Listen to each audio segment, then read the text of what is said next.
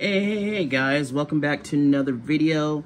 This video is an update on the PETG carbon fiber FlyWing main gear.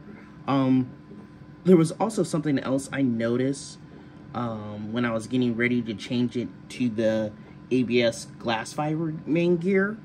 So let's go to the gear. So if you notice how the teeth start breaking off, it kind of does like an up and down wave. Let me show you.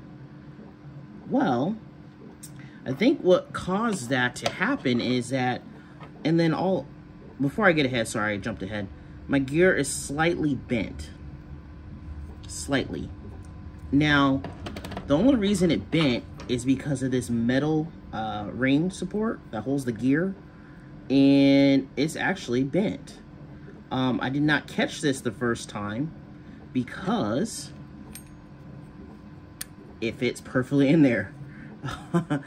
And the only reason I know it's bent, I got the original one from the bell, and then if I move the camera down,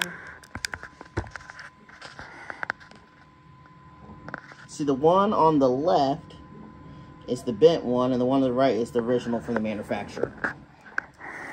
So, and the only reason I have this bent piece is because this was a spare from the squirrel that crashed when I was doing the inverted, and the gear broke, but this piece looked fine to me. So I think that's what contributes some extra stress on the teeth, and that may have caused it to fail or contribute it failing. So because it was just doing this wave motion when it's spinning around real fast, and it was just causing more friction and more heat.